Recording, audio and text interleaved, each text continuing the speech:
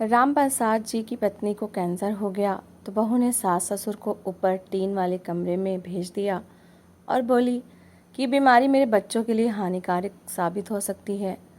वो सारा दिन छत पर पड़े रहते और दवा के लिए उनके पास पैसे तक न होते तो राम प्रसाद जी बाहर जाते और कबाड़ चुनकर उसे बेचते और उन पैसों से खाना ले आते जो दोनों पति पत्नी खा लेते। मोहल्ले वाले बातें करने लगे कि बेटा विदेश में रहता है और पिता कचरा चुनता है।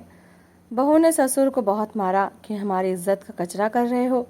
जब ये बात बेटे को पता चली, वो तुरंत घर लौटा तो सामने का दृश्य देखकर उसकी आत्मा कांप गई, क्योंकि माँ और बाबूजी, आप ऊपर वाले कमरे में चले जाएं। आप लोगों के कारण हमारी नींद भी खराब होती है और आपकी इस बीमारी का असर बच्चों पर भी पड़ सकता है। बहू की आवाज़ में ऐसी कठोरता थी कि जैसे शब्द नहीं पत्थर बरस रहे हों। उसके चेहरे पर न दया थी न कोई आदर। वो दरवाजे के पास खड़ी हाथ बांधे दोनों बूढ़ों को ऐसे देख रही थी जैसे वो घर के सदस्य नहीं बल्कि कोई बोझ हो। कमरे में उदासी फैली हुई थी। जहाँ राम प्रसाद जी की पत्नी उमा देवी चारपाई पर लेटी थीं, उनके चेहरे पर पीड़ा के गहरे साए थे। सांस लेते हुए उनके होंठ कांपते थे और आंखों में दर्द की नमी थी। राम प्रसाद जी ने एक पल के लिए बहू की ओर देखा।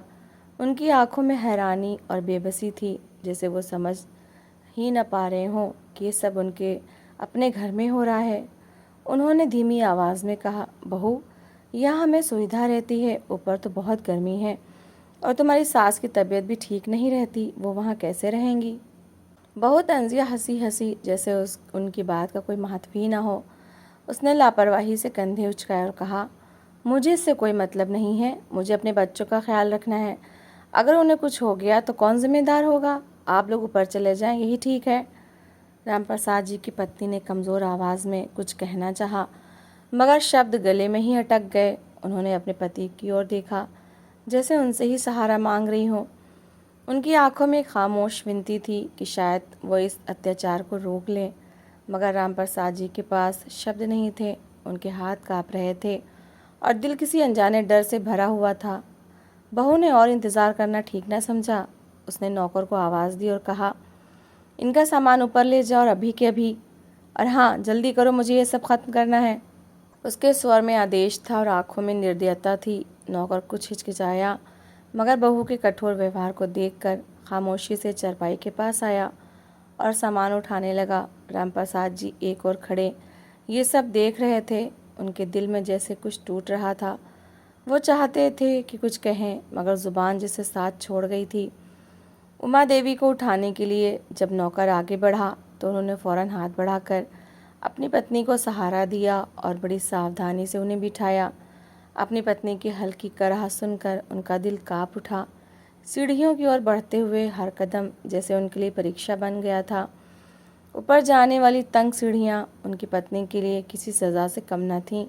हर कदम पर वो दर्द से कराहतीं और राम प्रसाद जी उन्हें थामे खुद भी लड़खड़ाते हुए ऊपर चढ़ते जाते।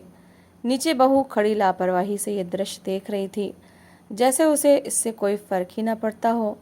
ऊपर का कमरा छोटा सा था। छत टीन की थी, जिसके नीचे गर्मी ने जैसा बसेरा कर रखा था। हवा का आना जाना ना के बराबर था।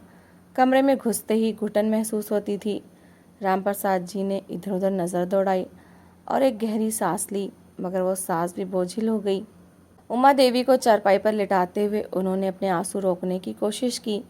नीचे से बहू की आवाज़ आई कि दरवाज़ा बंद कर देना और हाँ, नीचे मत आना। बार बार ऊपर नीचे करना मुझे पसंद नहीं है।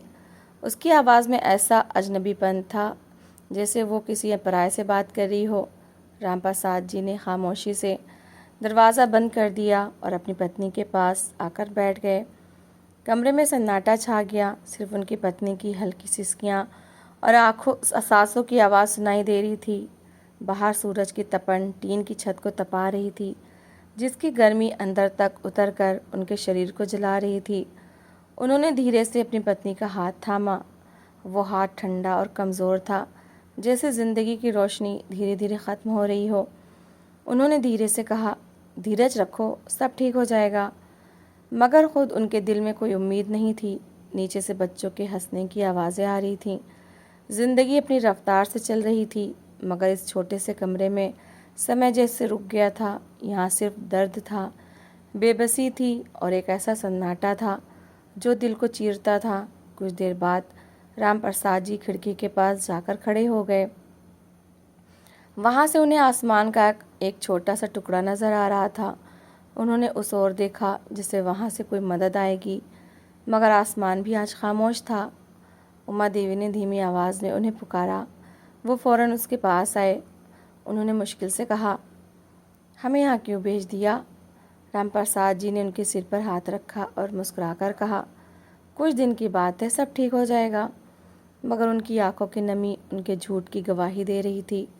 वो जानते थे कि ये सिर्फ कमरा नहीं बल्कि एक तरह की जेल है, जहाँ उन्हें और उनकी बीमार पत्नी को दुनिया से अलग कर दिया गया है, जहाँ न कोई पूछने वाला है ना सुनने वाला, और जहाँ से नीचे की दुनिया तक उनकी आवाज़ शायद कभी ना पहुँचे।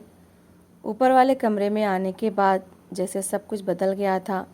नीचे की दुनिया में ज़िंदगी पहले की तरह चलती रही, मगर इस छत के कमरे में समय जैसे रुक गया था। बहू, जिसका नाम श्रुतिका था, उसने एक बार भी उनकी खबर न ली। ना उसने कभी खाना ऊपर भेजा, ना ही बच्चों को पास आने दिया। जैसे उसने तय कर लिया हो कि ये दोनों अब उसकी ज़िंदगी का हिस्सा नहीं रहे। शुरू के कुछ दिन राम प्रसाद जी को उम्मीद थी कि शायद ये नाराज़गी थोड़े समय की है, शायद बहू का दिल पिघल जाएगा। मगर दिन हफ्तों में बदले और हफ्ते महीनों में। कोई दरवाज़ा खटखटाने न आया। कभी कभार नीचे से बर्तनों की आवाज़ या बच्चों की हंसी सुनाई देती तो उनके दिल में चुभन होती। उनकी पत्नी उमा देवी की हालत दिन प्रतिदिन बिगड़ती जा रही थी। वो पहले ही कमज़ोर थीं, मगर अब बीमारी ने उन्हें बिल्कुल तोड़कर रख दिया था। एक घटना ने राम प्रसाद जी को हमेशा के लिए बदल दिया। दोपहर का समय था। सूरज टीन की छत को आग बना रहा था। राम प्रसाद जी थोड़ी हवा लेने के लिए छत की मुंडेर के पास जाकर खड़े हो गए। नीचे गली में बच्चे खेल रहे थे। उन्हीं में उनका छोटा पोता दक्ष भी था, जो मुश्किल से 4 साल का होगा। उसकी नज़रें अचानक ऊपर उठीं और उसने राम प्रसाद जी को देख लिया। दादाजी, वो खुशी से चिल्लाया और हाथ हिलाने लगा। राम प्रसाद जी के होठों पर एक हल्की मुस्कुराहट आ गई। उन्होंने भी हल्के से हाथ हिलाया। दक्ष फौरन घर के अंदर भागा और अपनी माँ से ज़िद करने लगा कि वो दादा दादी के पास जाएगा। उसे ये भी नहीं पता था कि वो ऊपर रहते हैं। वो तो समझता था कि शायद वो कहीं गए हुए हैं। श्रुतिका ने पहले तो उसे बहलाने की कोशिश की, मगर जब वो ना माना तो उसका चेहरा कठोर हो गया। उसने गुस्से में आकर दक्ष को ज़ोर से डांटा और फिर उसकी पिटाई शुरू कर दी। बच्चे की चीखें पूरे घर में गूंजने लगीं। ये दृश्य ऊपर खड़े राम प्रसाद जी ने अपनी आंखों से देखा। उनके हाथ कांपने लगे और दिल जैसे किसी ने मुट्ठी में जकड़ लिया हो। वो एक कदम भी आगे न बढ़ सके। उस दिन के बाद उन्होंने मुंडेर के पास जाना भी छोड़ दिया। उन्हें लगा कि उनकी एक झलक भी उनके पोते के लिए मुसीबत बन सकती है। उन्होंने ख़ुद को इस छोटे से कमरे तक सीमित कर लिया। अब ना वो बाहर झांकते और ना ही किसी आवाज़ पर चौंकते, जैसे उन्होंने ख़ुद को ही कैद कर लिया हो। समय बीतता गया। खाने की कोई व्यवस्था नहीं थी। कई कई दिन ऐसे गुजर जाते और उन्हें पेट भरकर खाना भी न मिलता। आखिरकार राम प्रसाद जी ने हिम्मत की और बाहर निकलना शुरू किया। वो सुबह जल्दी गलियों में निकल जाते और कचरा चुनकर उसे बेचते। जो थोड़े पैसे मिलते उनसे वो 2 समय की रोटी ले आते। कभी सूखी रोटी होती, कभी साधारण सब्जी। वही अपनी पत्नी के साथ बांटकर खाते। उमा देवी की बीमारी अब बहुत बढ़ चुकी थी। डॉक्टर की दवा तो दूर की बात थी, अब तो उन्हें सही खाना भी नसीब न था। उनका शरीर दिन प्रतिदिन सूखता जा रहा था। वो अक्सर दर्द से कराहतीं और राम प्रसाद जी बेबसी से उन्हें देखते रहते। उनके पास न पैसे थे और न कोई सहारा। राम प्रसाद जी का बेटा विवेक कई सालों से विदेश में था। शुरू में वो नियमित रूप से पैसे भेजता और फ़ोन पर माता पिता का हाल पूछता। उसने जाते समय श्रुतिका को ख़ास तौर पर कहा था कि मेरे माता पिता का ख्याल रखना। कुछ समय तक सब कुछ ठीक था। बहू भी सेवा करती थी, लेकिन उमा देवी उस समय तक ठीक थीं और घर के काम में हाथ बटाती थीं। मगर फिर अचानक जैसे ज़िंदगी ने पलटा खाया। उमा देवी की तबीयत बिगड़ने लगी। पहले तो मामूली बीमारी समझी गई, मगर धीरे धीरे वो कैंसर के रूप में सामने आई। इसके बाद वो काम के लायक न रहीं, बिस्तर ने उन्हें जकड़ लिया। यही वो समय था जब बहू का व्यवहार बदलने लगा। अब घर में 2 छोटे बच्चे भी थे। श्रुतिका को लगने लगा कि सारी जिम्मेदारी उस पर आ गई है। उसके दिल में ये विचार आने लगा कि उसके पति की कमाई पर सिर्फ उसका और उसके बच्चों का अधिकार है। बूढ़े माता पिता उसके लिए बोझ बन गए। उसने धीरे धीरे उनसे दूरी बना ली और फिर एक दिन उन्हें ऊपर भेजकर अपना पल्ला झाड़ लिया। विवेक अक्सर फ़ोन पर अपनी माँ से बात करने को कहता, मगर हर बार बहू कोई ना कोई बहाना बना देती। कभी कहती कि माँ जी को शांति चाहिए, इसलिए माँ जी के पास ज़्यादा फ़ोन ना किया करें, और कभी खुद ही छोटी मोटी दवाइयाँ उसे वीडियो कॉल पर दिखा देती और माँ जी की बड़ी बीमारी के बारे में उसे बिल्कुल नहीं बताया था। अभी तो दूर दूर तक विवेक के आने की संभावना भी नहीं थी, इसलिए उसने आराम से रामप्रसाद जी और उमा देवी को ऊपर भेज दिया था ताकि पूरे घर पर राज कर सके, उसे कोई टोकने वाला ना हो। वो जानती थी कि उमा देवी का कैंसर आखिरी स्टेज पर है। उन्हें कुछ ही दिनों में भूख और गर्मी को सहन न कर पाने के कारण मर जाना है। उनके पास तो दवाइयों तक के पैसे नहीं थे। वो कैसे अपनी बीमारी से लड़ सकती थीं? विवेक को भी सच का अंदाज़ा नहीं हो सका कि उसके पीछे घर में क्या हो रहा है। इधर रामप्रसाद जी और उमा देवी का हर दिन एक नई परीक्षा बन चुका था। भूख, बीमारी, अकेलापन और बेबसी, ये सब मिलकर उनकी ज़िंदगी को नरक बना चुके थे। मगर वो फिर भी जी रहे थे, शायद इस उम्मीद पर कि कभी तो कोई दरवाज़ा खटखटाएगा, कभी तो कोई उन्हें याद करेगा। मगर समय बीतता रहा और उम्मीद धीरे धीरे दम तोड़ती गई। समय गुजरता गया और ये कठिन जीवन जैसे रामप्रसाद जी की किस्मत बन गया था। सुबह का अंधेरा अभी पूरी तरह ख़त्म न होता कि वो खामोशी से घर से निकल जाते। हाथ में एक पुराना थैला होता और आँखों में थकान। गलियों और कचरे को ढेरों में वो प्लास्टिक की बोतलें और कबाड़ चुनते। कभी कोई पुराना लोहा मिल जाता तो दिल में खुशी होती कि आज शायद 2 समय की रोटी आसानी से आ जाएगी। लोग गुजरते हुए उन्हें देखते, कुछ दुख जताते, कुछ अजीब नज़रों से देखकर सिर हिला देते। मोहल्ले में अब बातें होने लगी थीं। एक दिन 2 औरतें आपस में फुसफुसा रही थीं। एक ने कहा, इनका बेटा विदेश में है और पिता को देखो कचरा चुन रहा है। दूसरी ने अफसोस से सिर हिलाया और कहा, कैसा बेटा है जो अपने माता पिता को इस हाल में छोड़ गया। इन बातों की चर्चा धीरे धीरे पूरे मोहल्ले में फैल गई। हर गुजरने वाला यही कहता कि ये कैसी संतान है जिसे माता पिता की चिंता ही नहीं।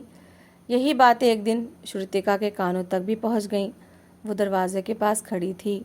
जब उसने 2 औरतों को यही कहते सुना, उसके चेहरे का रंग बदल गया। आंखों में गुस्सा भड़क उठा। उसे लगा जैसे ये सब उसकी इज्जत पर हमला कर रहे हैं। उसके अंदर की नफ़रत और अहंकार एक साथ जाग उठे। उसी दिन शाम को जब रामप्रसाद जी कचरा बेचकर कुछ रोटियां और थोड़ा सा साग लेकर घर लौटे, तो बहू दरवाजे पर ही खड़ी उनका इंतज़ार कर रही थी। जैसे ही वो अंदर आए, उसने बिना कुछ कहे उनके हाथ से थैला छीनकर ज़मीन पर फेंक दिया। रोटियां मिट्टी में गिर गईं। रामप्रसाद जी घबराकर पीछे हटे, मगर इससे पहले कि वो कुछ समझ पाते, बहू ने उन्हें ज़ोर से धक्का दिया। तुम हमारी इज्जत की अर्थी निकाल रहे हो, वो चीख रही थी। तुम हमें लोगों के सामने शर्मिंदा कर रहे हो। लोग क्या क्या बातें कर रहे हैं तुम्हारे बारे में। वो गुस्से में अंधी हो चुकी थी। उसने रामप्रसाद जी को मारना शुरू कर दिया, कभी हाथ से, कभी जो चीज़ सामने आती उससे। रामप्रसाद जी बेबस खड़े ये सब सहते रहे। ना उन्होंने जवाब दिया, ना हाथ उठाया। उनकी आंखों में सिर्फ आंसू थे और दिल टूटा हुआ। श्रुतिका चिल्लाती रही। उसकी आवाज़ इतनी तेज़ थी कि आसपास के घरों तक जा रही थी। कुछ लोग छतों पर आकर देखने लगे। किसी ने चुपके से मोबाइल निकाला और वीडियो बनाना शुरू कर दिया। किसी को विश्वास नहीं हो रहा था कि एक बहू अपने ससुर के साथ ऐसा व्यवहार कर सकती है। वो सब चुपचाप ये दृश्य देखते रहे। वही वीडियो कुछ ही घंटों में विवेक तक पहुंच गई, जो विदेश में था। जब उसने अपने पिता को इस हालत में देखा तो उसके हाथ कांपने लगे। आंखों के सामने अंधेरा छा गया। उसे लगा जैसे उसकी सांस रुक जाएगी। उसने तुरंत वापसी का फैसला किया। 3 दिन तक वो भाग दौड़ करता रहा, टिकट के लिए कोशिश करता रहा। आखिरकार चौथे दिन उसे फ़्लाइट मिल गई। उसने एक पल भी बर्बाद किए बिना टिकट बुक करवाई और भारत के लिए रवाना हो गया। यात्रा के दौरान उसका दिल बेचैन था। हर पल उसे लग रहा था कि वो देर कर रहा है। उसके दिमाग में अपनी माँ का चेहरा घूम रहा था।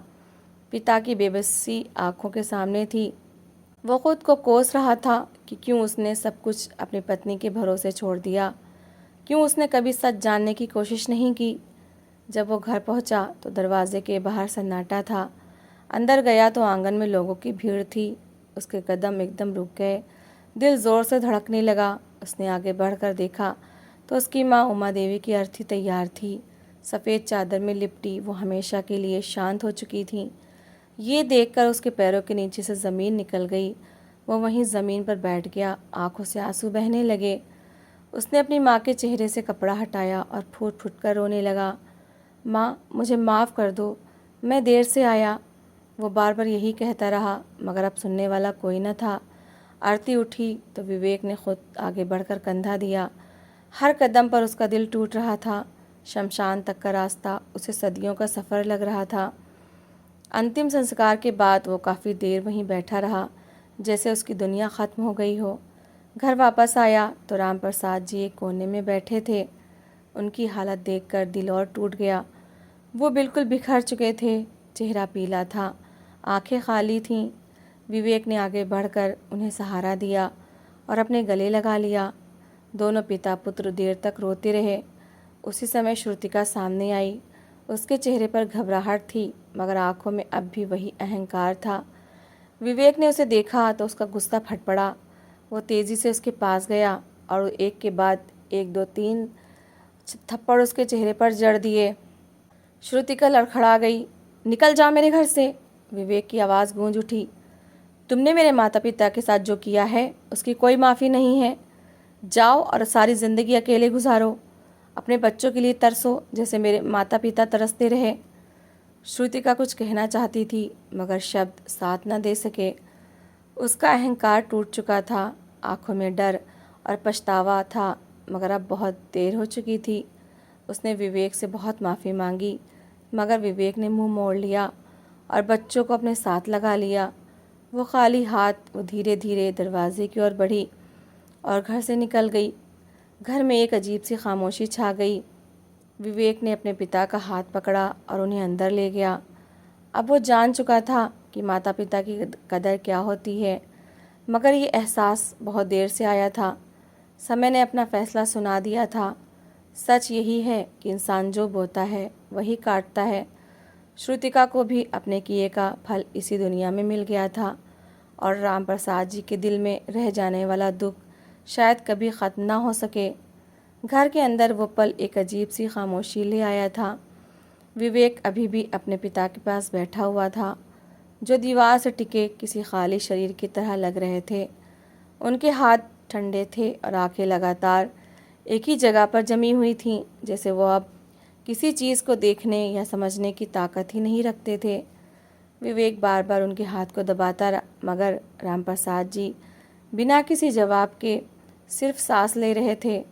घर के कोने कोने में जैसे माँ की मौजूदगी की आखिरी खुशबू भी ख़त्म हो रही थी। आंगन में पड़ी चारपाई अब खाली थी और वो जगह जहाँ कभी ज़िंदगी हुआ करती थी अब सूनी हो चुकी थी। विवेक को हर चीज़ अजनबी लग रही थी, जैसे वो अपने ही घर में एक अजनबी की तरह आया हो।